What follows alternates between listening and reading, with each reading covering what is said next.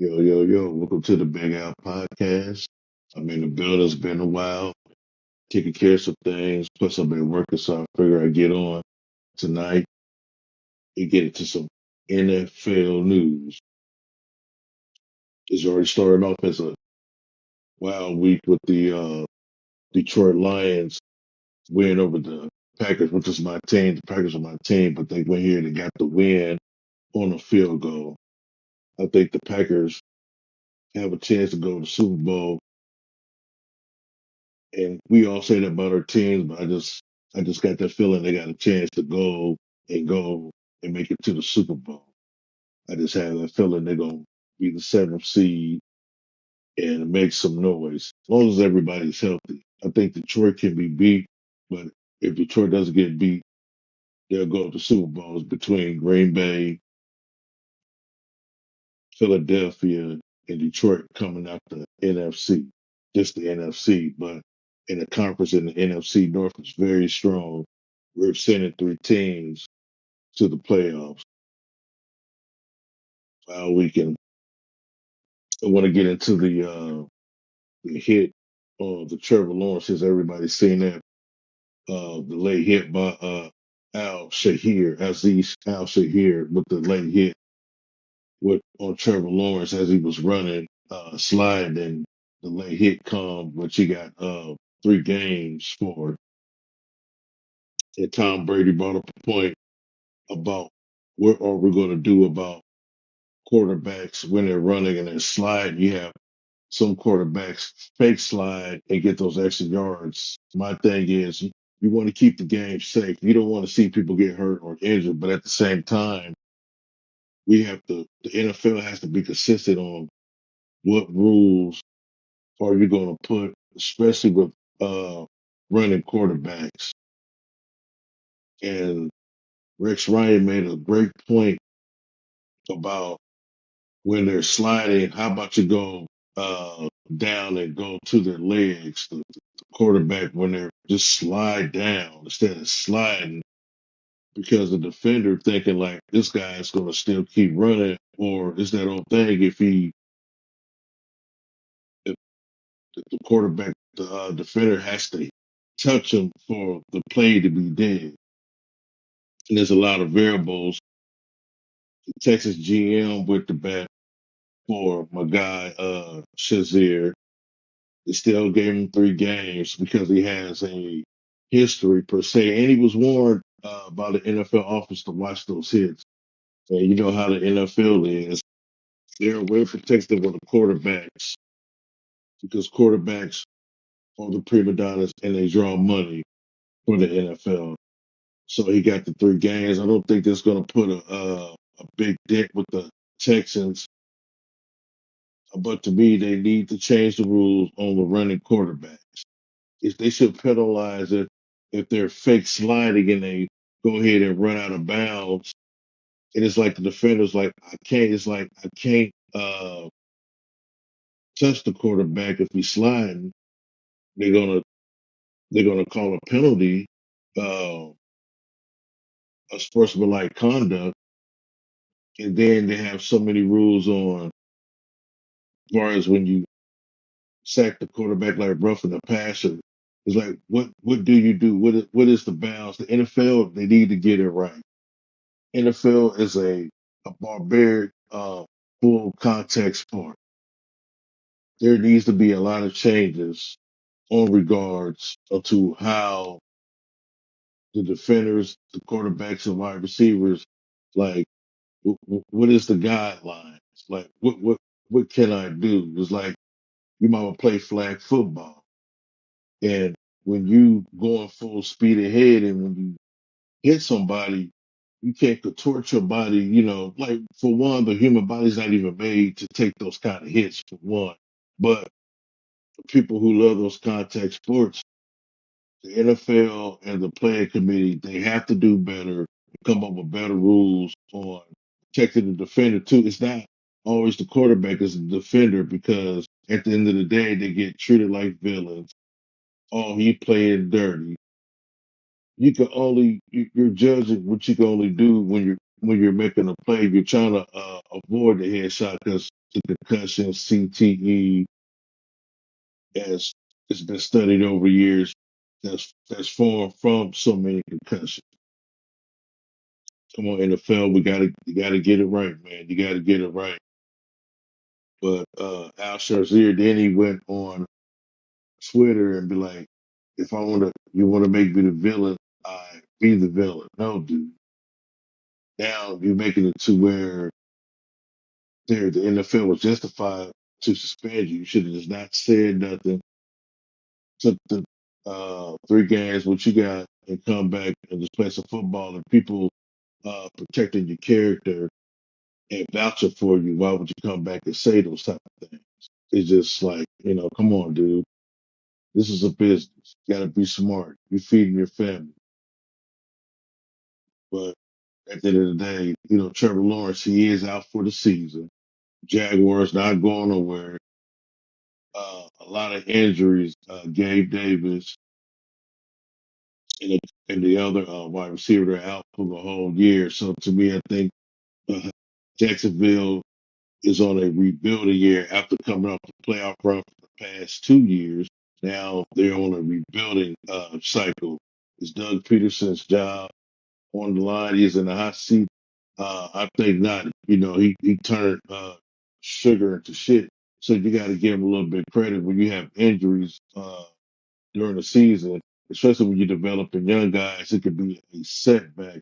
It's not like, with the 49ers, they have injuries, but they have a veteran coach. Doug Peterson is too, but they have a veteran coach with seasoned players, and he know how to plug guys in. So it's just a little bit different on on those landscapes. So Trevor Lawrence come back healthy next year, do your thing. I still see him a bright future in the NFL with Doug Peterson. They ought to keep Doug Peterson and just go ahead and start from scratch, go through the draft and build a better. I will draft another running back and kind of beef up my offensive line a little bit. Get better protection for Trevor. That way he won't have to run out the pocket. I like him better passing in the pocket than just for my taste. For the whole thing. That's just my opinion.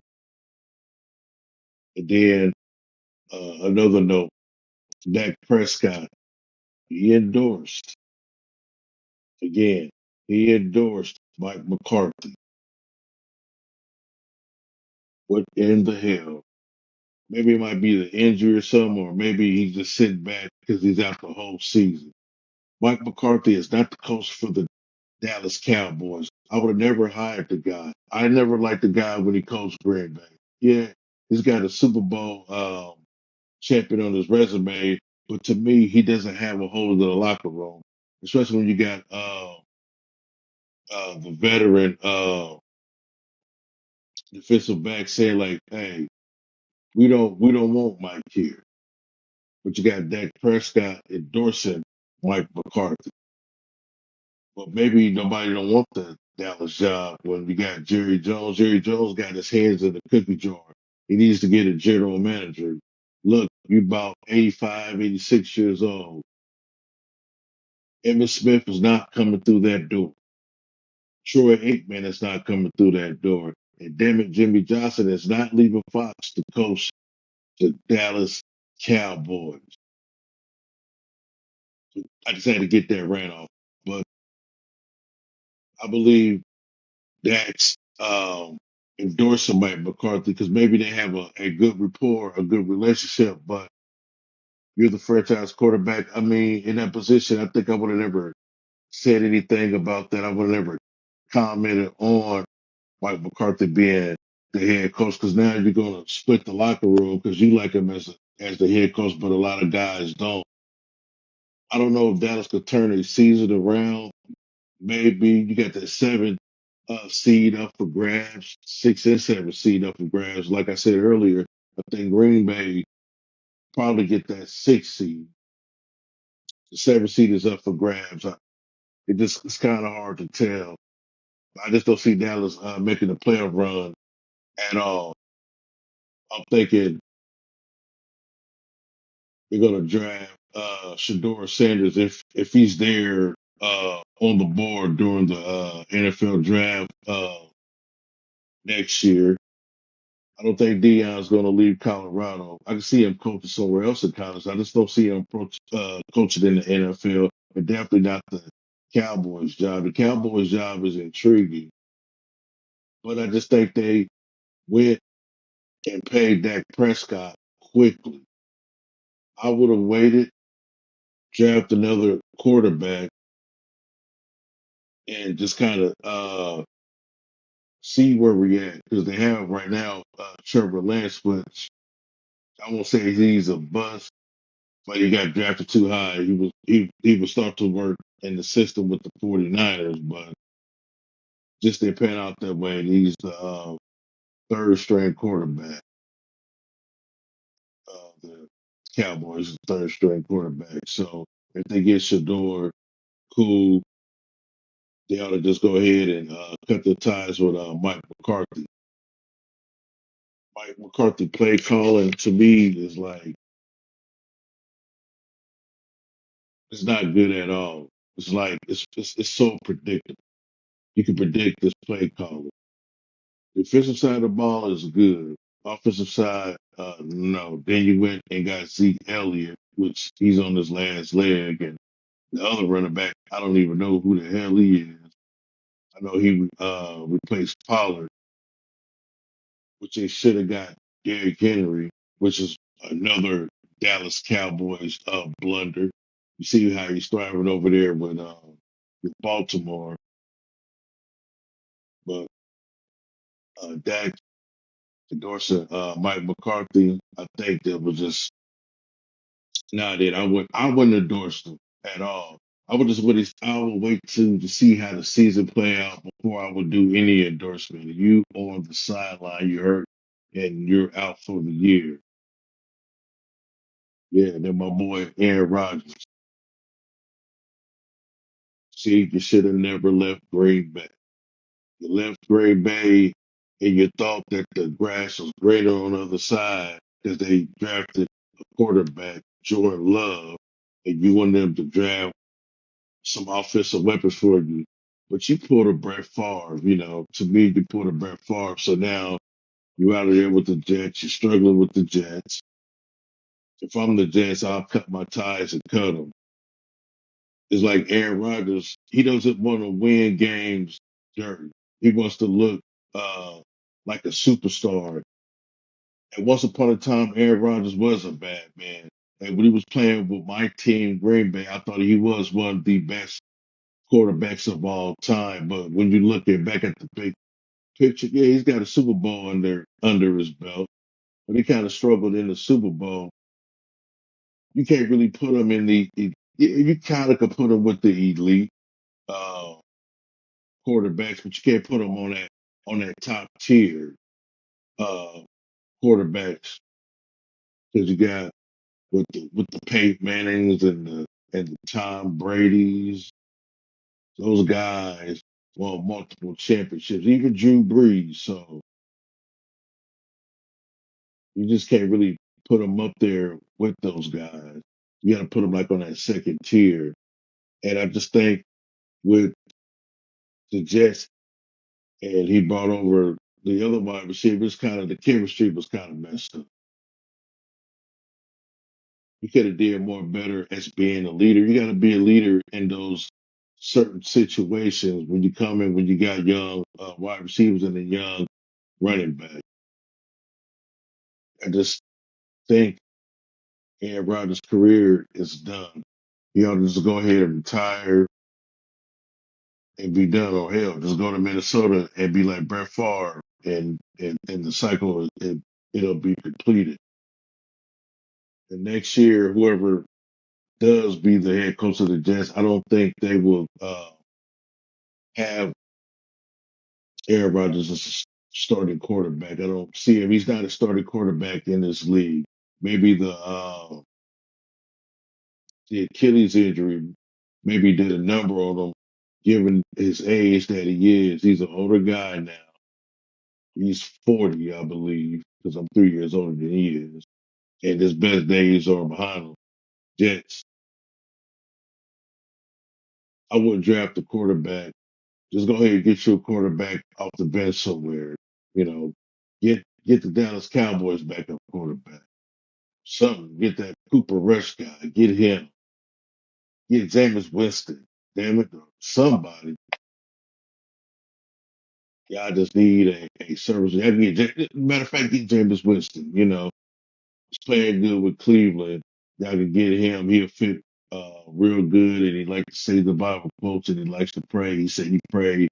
And God delivered him for throwing pick sixes. I like Jameis Winston. He's a funny guy, but he's a mature guy, mature quarterback, and he's sure that he's a good player in this league if you give him a chance to take that brass ring and run with the ball here. And he could replace Aaron Rodgers. Aaron Rodgers, go ahead and go in the sunset. You're a first ballot Hall of Famer, but I think your days is done. And on to the Cincinnati Bengals struggle. Me and one of my coworkers talked about this today on why they're struggling. First of all, you got rid of Joe Mixon. That was the worst mistake ever because of you paying Joe Burrow. Joe Burrow, you got to give out discounts because you're going to need players. I see that he's young, like players in their young state is all about getting the money. We could win, but let's get the money to later on. You know what? It's all about winning championships because I already got the uh, big contracts 2 or 3 times over. But for Joe Burrow should have said, you know what? Let me give a discount, or let me just get this guaranteed and defer the rest of the money. That way we can get better players. Then you got T. Higgins, who was hurt majority of the season. Jamar Chase has been balling out, but the running back position has been shaky, and as well as the offensive line. But in those needs, Mike Brown, you should have kept Joe Mixon. Somebody could have restructured their contract, and I know you're gonna have to pay T. Higgins, but you still got some good tight ends, and if it was all said and done, I would have let T. Higgins walk. I would have kept Joe Mixon. The running game is so important. I think the owners took away the importance of the running back, but this year the importance of the running back has came back with Mixon doing well with the Texans, Derrick Henry with Baltimore, and Saquon over there in Philadelphia. For the life of me, why they gave him Joe Mixon? You got to make it work. You're building championships. You went to the Super Bowl, even though you lost to the Rams, and it was a very close game. You're building a foundation. And when you're building a foundation, when you're building a team, the goal is to keep the players. And Joe Burrow has to understand that. And I know it's a business to Joe Burrow. That's why he's like, it is what it is. We got this running back, and he's balling. He's putting on the show, but for what? When you 4-7, what does that mean? You're not going to make the playoffs. You got these statistics, and it's all the culture there was all about going to Super Bowls. When Joe Burrow brought him back to the Super Bowl over damn near 30, 35 some years, the whole culture should have been Super Bowl or nothing. Super Bowl or nothing. Because you got Pittsburgh Steelers balling out, Russell Wilson with a career resurgence, and you got Lamar Jackson balling out. So now you're behind the 8 ball now. You got 2 teams up in the north, AFC North. They on the collision course with each other, and like you're on the outside looking in. You got a important game coming up real soon. You lost against the Steelers, and you got a important game. At least go 8-9, something. You got to get it together. At least go ahead, not in the draft. Let's go ahead and get an old line. Let's go. I don't know what it is with the offensive line this year and the kickers. It's been horrible.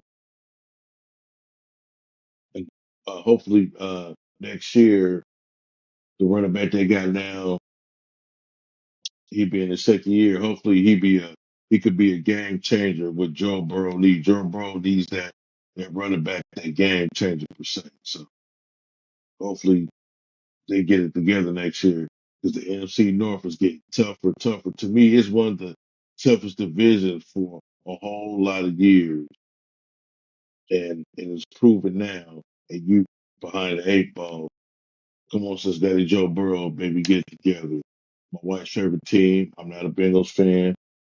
But I like Joe Burrows myself. So come on, Joe Burrows and the Cincinnati organization. You got to get it together, baby. Come on, baby.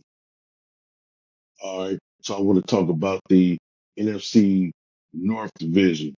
You got Detroit, Green Bay, and the Vikings. I can see all three teams going to make the playoffs. Detroit winning the North. Let me tell you something about the Detroit Lions. They play basic football, but yet is efficient. They do a lot of play action plays. And I think a lot of teams should do play action plays. Those defense off a little bit. As I was watching the game last night with my team, the Packers, going against the Lions, and yeah, the Lions had a few injuries along with the Packers. They put on a good game, the running game by Jacobs with Green Bay. Man, what a resurgence. That's what I say with the running backs. The running backs is coming back, is going back to being an important position again. And he showed last night we did first half 80% running, then we went to the passing. But during the game, during the fourth and two, when Dan Campbell decided to go for it, Jared Goff did hit the ground when he threw. I thought the play should have been called dead, but this the NFL. Plus the other back judge, he got hurt, so the referees going to do the best they can do in that moment.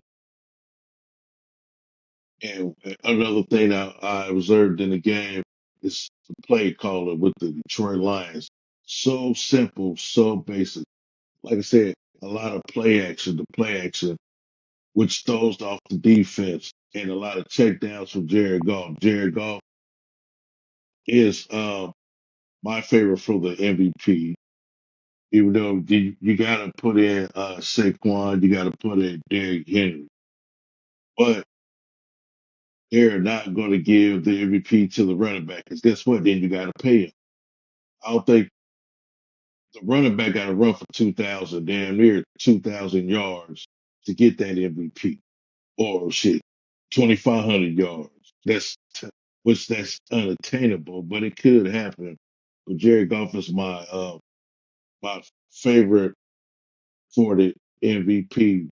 I think Josh Allen's right behind him. He's not that too far behind him in the MVP race. But I just got a gut feeling that Josh Allen's going to be the runner up to Jared Goff. Jared Goff is going to win the MVP. I think they are the favorites to go to the Super Bowl to represent. But we say that on paper, but me, I think it's going to be one of them years. It's going to be a shocker, and the shocker is going to be the Packers. I just feel that we are a better team than we are. We're a better team than any team in the NFC South. The NFC South, they're going to send a team. I guarantee you that's 6-10, which will probably be the Atlanta Falcons. I thought Kirk Cousins was going to do his thing. Now he's struggling again. He started off hot, so now he's struggling again. So I just think Kirk Cousins is going to lead that team to a 6-10 record. I don't, I don't, uh, I don't see I don't really see them going past the first round. I think they should change that. I think teams with the best record should get the seeding, but it's been like that for the NFL for years, where if you win a division, you go to the playoffs. So I guess if it ain't broke, you don't fix it. So now I'm going to get into my week 14 predictions. As you know, the week started off with Detroit Lions win over the Green Bay. So now I'm about to go in here. I know everybody plays FanDuel, DraftKings, and bet on the ESPN app. So I'm just going to give you some of the big out predictions on who I would pick um, for winners. Okay, now we got the Saints and the Giants. The Saints are 4-8. New York Giants are 2-10. This is one of the toilet bowl games, but I'm gonna go ahead and go with the Saints. I think Saints is gonna win. Hey, hey, maybe they might sneak in there and make the playoffs. You know, I'm talking about the Falcons, but they might sneak in there. They're 4-8. I mean, a win here, a win there, and a collapse with the Falcons. Hell, the Saints could make win the division. You know, they still got some turmoil with the wide receivers on Carr's ass for the way he passing in traffic and putting the wide receivers in danger. So, you know, I'm gonna go with the Saints. Saints over the Giants. Then we got the Browns 3-9 versus Steelers 9-3. I'm going with the Steelers. Russell Wilson's been playing hot. It's not snowing in Pittsburgh. It's gonna be cold weather. I think Jameson Winston's like you said, his luck might be ran out. He's gonna put up some good numbers. But I think the 3 games is all they're gonna win this season. So I'm gonna pick the Steelers to beat the Cleveland Browns. Okay. Falcons and Vikings. Falcons, they're 6-6. I'm gonna go with the Vikings for the win. I just think Kirk Cousins' struggles is gonna continue the whole year. I won't be surprised if they're gearing up to play that rookie next year that they drafted. They threw Kirk Cousins all that money, and I knew why they threw him that money. Kirk Cousins is worth the money. Kirk Cousins is a businessman. The way he was taking franchise tag deal, like what some of the other players should do, he treated it like a business and got rewarded with a big contract. But the wins are not equating to what they're paying him for. They want to see results. So I just think the downslide continues. Vikings over the Falcons. Here we got Raiders 2-10 at the end of rebuilding mode, and Antonio Pierce, the coach. I hope he keep his job and don't lose his job. And the Raiders and the Buccaneers going at it. And I'm going to go with the Buccaneers to get the win. I forgot they in the South too, so man, it's a toss up. Man, the South is a toss up too. I should have checked their records. 'Cause like I said, the South's up for grabs. So go ahead, go with the Buccaneers. Panthers, Eagles, like an easy game right here. I'm gonna go with the Eagles. I think Saquon Barkley gonna show his ass. I'm going with the Eagles for my pick. Jaguars and Titans. Jaguars 2-10, Titans 3-9. Two that's on the rebuilding. That's going to be rebuilding. Titans already started their rebuild. I think the Jaguars, when people come back healthy and they retool the team, I think that'd be good next year. So I'm gonna go ahead and go with the Titans. Trevor Lawrence is out the whole year, so I'm going with the Titans. Divisional game, Jets and the Dolphins.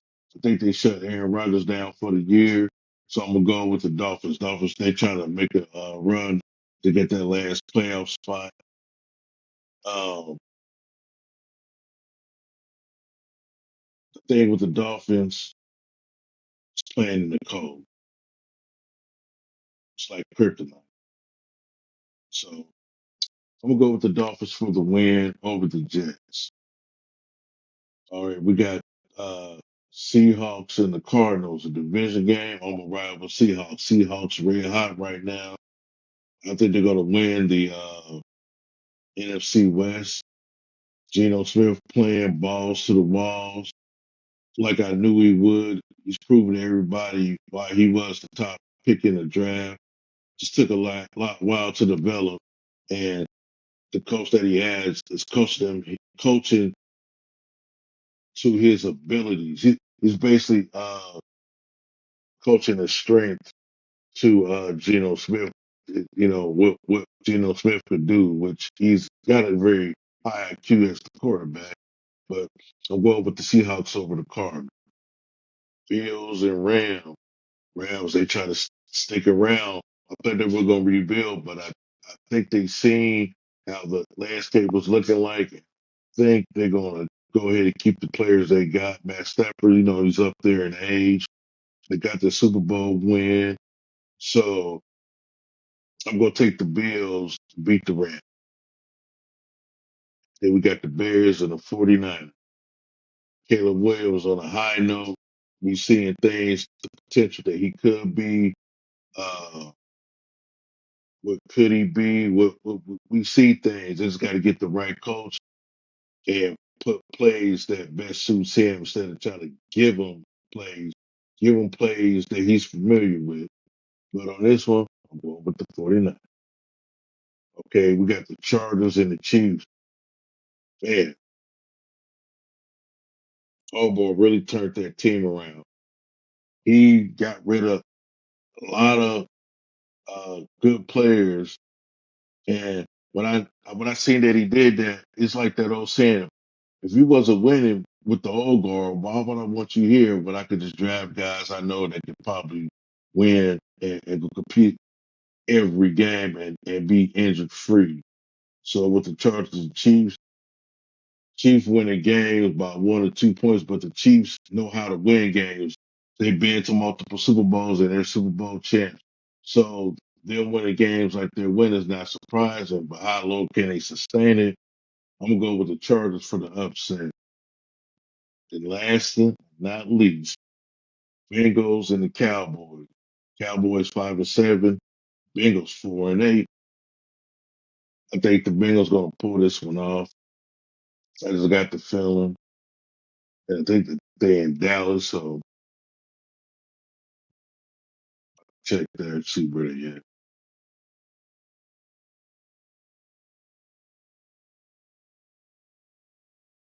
Yep, they in Dallas, so man, I'm about to go ahead and ride with the Bengals on this one. The Bengals gonna win, and that'll be the roundup week 14. Thank y'all for tuning in for some of my NFL notes and updates. Peace to God bless. We're gonna holler to the next time, y'all. Stay up.